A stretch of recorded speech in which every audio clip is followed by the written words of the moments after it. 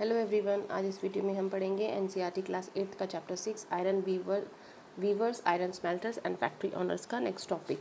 इस वीडियो में अब इससे प्रीवियस वीडियोस में अब तक हमने काफ़ी कुछ स्टूडेंट्स जो है पढ़ा है और काफ़ी कुछ हम लोगों ने देखा कि किस तरह से यहाँ पे कॉटन टेक्सटाइल्स जो है उनका डिक्लाइन हुआ, फिर वापस से उनका उदय हुआ। आज का हमारा जो टॉपिक है स्टूडेंट्स, वो किस तरह से आयरन और स्टील फैक्ट्रीज़ की जो दोबारा से शुरुआत इंडिया में हुई वो हम इस टॉपिक में स्टार्ट करेंगे। तो इसमें अब तक हमने जो है टीपू सुल्तान के बारे में भी पढ़ा है, उनकी तलवार के बारे में, उनके जो तलवार की जो शार्पनेस थी, कितनी स्ट्रॉन्ग थी, वो सब चीज़ें हम अपने जो पहले के वीडियोज़ हैं उनमें हम डिस्कस कर चुके हैं। तो आज हम डिस्कस करते हैं iron and steel factory come up in India. The year was 1904, 1904 का साल था। In the hot month of April की गर्मी थी। Charles Weld an American geologist, Charles Weld जो है एक अमेरिकन जियोलॉजिस्ट थे, and Dorabji Tata the eldest son of the Jamsetji Tata के जो बड़े बेटे थे दोराबजी टाटा, वो travelling in Chhattisgarh in search of the iron ore deposits. ये दोनों ही व्यक्ति जो है अच्छे आयरन ओर की डिपॉजिट्स के लिए जो है तलाश कर रहे थे। They had spent many months, कई मंथ उन्होंने घूमा ऑन अ कॉस्टली वेंचर, काफ़ी खर्चा उन्होंने किया, looking for search of good iron और to set up a modern iron steel plant in India. क्योंकि ये आधुनिक आयरन और जो लो इस्पात का जो हम कहें कि फैक्ट्री यहाँ पे लगाना चाहते थे, और वो काफ़ी अपना पैसा जो अपना जमा पूंजी थी वो इसके ऊपर खर्च करने को तैयार थे। फिर हम कहें but this could not be done without identifying the source of fine quality of ore. लेकिन ये चीज़ तब तक संभव नहीं थी जब तक उन्हें अच्छी क्वालिटी का लो इस्पात का जो आयरन ओर है वो मिले, लो अयस्क मिले। One day after travelling for many hours in the forest, एक दिन जंगलों में घंटों घूमने के बाद Weld and Dorabji came upon a small village, एक छोटे से गांव में वो दोनों पहुंचते हैं, and found a group of man and womens carrying basket loads of iron ore. और उन्होंने देखा कि कुछ महिलाएं और पुरुष जो हैं टोकरियों में भर भर के आयरन ओर लेके जा रहे हैं। These peoples were agris, ये लोग जो है एग्रीज जाति के थे। When asked where they had found the iron ore, जब उनसे पूछा गया कि आयरन ओर कहाँ से लाए, the agris pointed to a hill in the distance, थोड़ी ही दूरी पर एक पर्वत की ओर उन्होंने इशारा किया। Well and Dorabji reached to the hill after an exhausting trek through dense forest, घने जंगलों से होते हुए दोनों ही व्यक्ति जो है वेल्ड और दोराबजी उस पहाड़ी तक पहुँचते हैं। On exploring the hill the geologist, जैसे ही पहाड़ी के पास वो पहुँचते हैं, जियोलॉजिस्ट जो होता है वेल्ड, उसने घोषणा कर दी that they had the last found, कि आखिरकार उन्हें मिल गया what they had to be looking for, जिसकी उन्हें तलाश थी। Rajhara hills had one of the finest ore in the world, क्योंकि राजहारा हिल्स में पाए जाने वाला जो आयरन ओर है वो विश्व का सबसे फाइनेस्ट ओर पर है। But there was a problem, लेकिन वहाँ एक समस्या थी। द रीजन वॉज ड्राई, वो क्षेत्र काफ़ी सूखा था, and water necessary for running the factory, और फैक्ट्री की शुरुआत के लिए उन्हें पानी की ज़रूरत थी।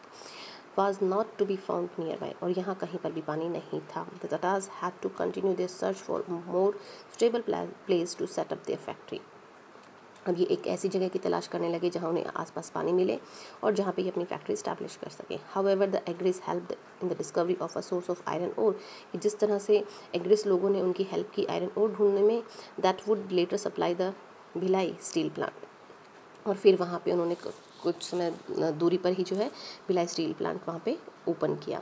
A few years later the large area of the forest was clear on the banks of the river स्वर्ण रेखा नदी जो है उसके आसपास कई इलाके को साफ़ किया गया, और जो जंगल थे वहाँ से उनको हटाया गया ताकि यहाँ पे फैक्ट्री स्टैब्लिश की जा सके। Setup the factory and industrial township Jamshedpur, और यहाँ पे एक औद्योगिक जो शहर है उसको बसाया गया, जिसका नाम बाद में जमशेदपुर रखा गया। Here there was water near the iron ore deposits, यहाँ आयरन ओर्स भी उनको आसानी से मिल गए, और यहाँ पे उनको हम ये कहें कि जो वाटर था वो भी आसानी से मिल गया था। Tata iron and steel company TISCO that come up began produce steel in 1912, और 1912 से टाटा आयरन स्टील कंपनी जिसका नाम टिस्को है उसने अपना उत्पादन शुरू कर दिया। TISCO was set up an opportune time, ये एक सौभाग्य लेके आया। All through the late 19th century, यानी जब तक 19वीं शताब्दी समाप्त हुई तब तक, India was importing steel that was manufactured in Britain, और अब तक हम ये कहें कि भारत जो है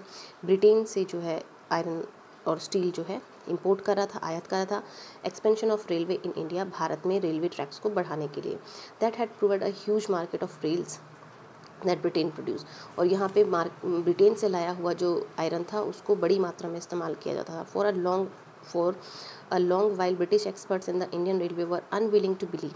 और कुछ हद तक हम ये कहें कि जो ब्रिटिश एक्सपर्ट्स थे वो ये मानने को तैयार नहीं थे कि इंडियन जो स्टील है वो इतनी अच्छी क्वालिटी का हो सकता है जिसको हम रेलवे ट्रैक्स के लिए यूज़ करें। By the time TISCO was set up the situation was changing, लेकिन समय के साथ साथ टिस्को ने उनकी इस परिस्थिति को भी बदल दिया। इन 1914 में जब फर्स्ट वर्ल्ड वार स्टार्ट हुआ, steel produce in Britain now had to meet the demands of war in Europe. तो ब्रिटेन में जो स्टील तैयार होता था उसकी डिमांड जो है युद्ध के लिए हथियार बनाने के लिए यूरोप में हो गई। सो import of British steel into India decline dramatically. और इस तरह से हम कहें कि ब्रिटिश से जो स्टील आ रहा था उसकी जो है आयात धीरे धीरे खत्म होता गया।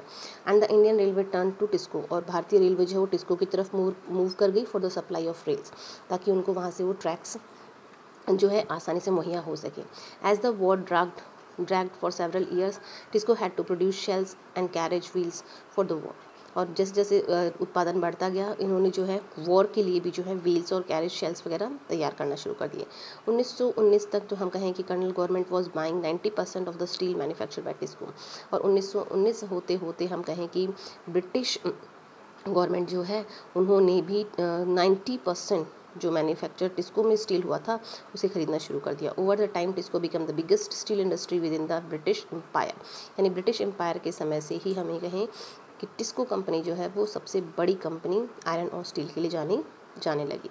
In the case of iron and steel, as in the case of cotton textile industries, industrial expansion occurred when British import into India declined and the market for Indian industrial good increased. क्योंकि हमने देखा कि जिस तरह से cotton textile के लिए भी जब तक ब्रिटेन से आने वाली चीज़ें बैन नहीं हुई या उनका आयात जो है वो बंद नहीं हुआ, तब तक भारतीय उद्योगों को जो है वापस फ्लोरिश होने का टाइम नहीं मिला या अवसर नहीं मिला।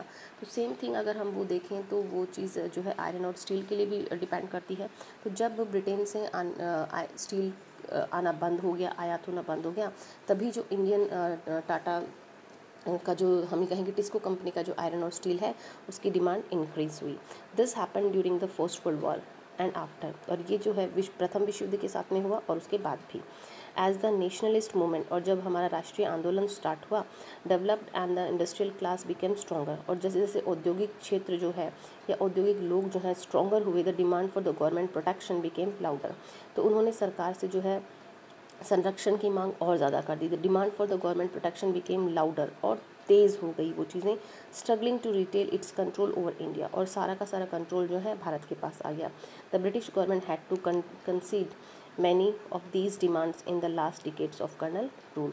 और हम ये कहें कि कर्नल रूल के डिकेड्स जब उनका अंत होने वाला था, तब तक जो है हमारे जो आयरन और स्टील कंपनी है वो काफ़ी स्टेबल हो चुकी थी और इनकी डिमांड जो है वो वर्ल्ड मार्केट में काफ़ी हो गई थी।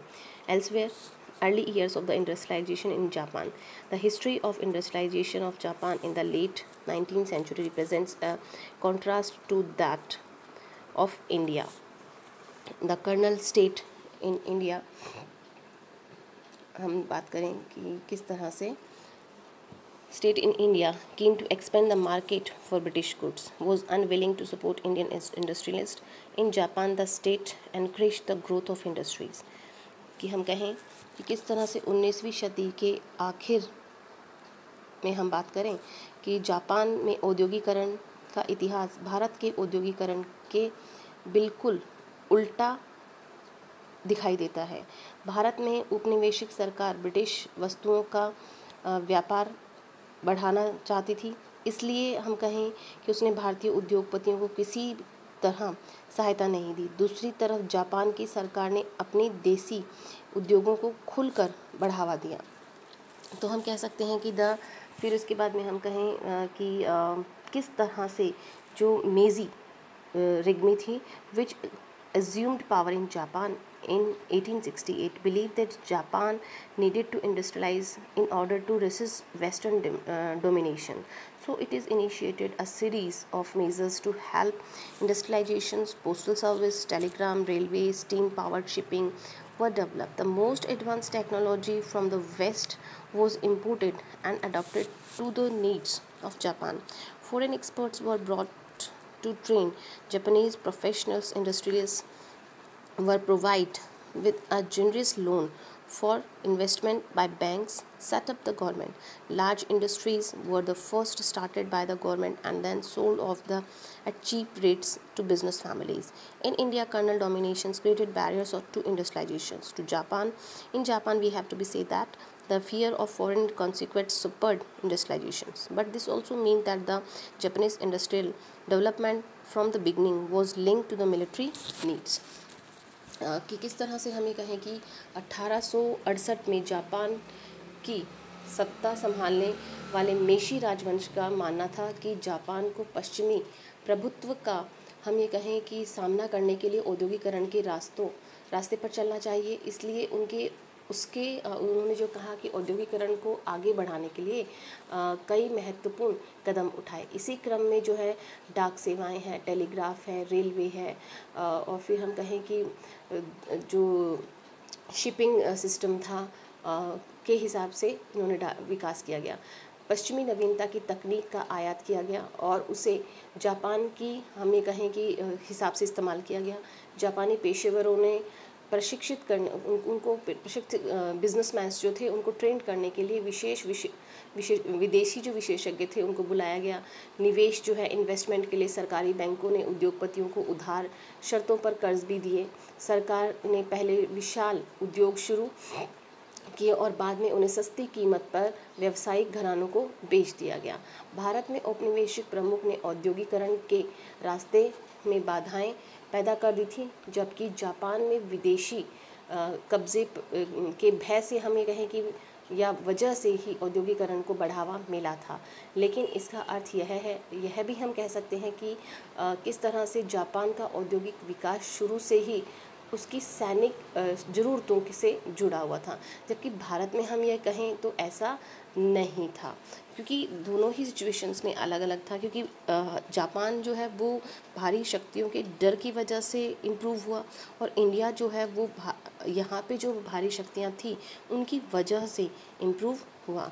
तो स्टूडेंट्स यहाँ पे आपका चैप्टर ख़त्म होता है। I hope that you all have to be understand your chapter which name is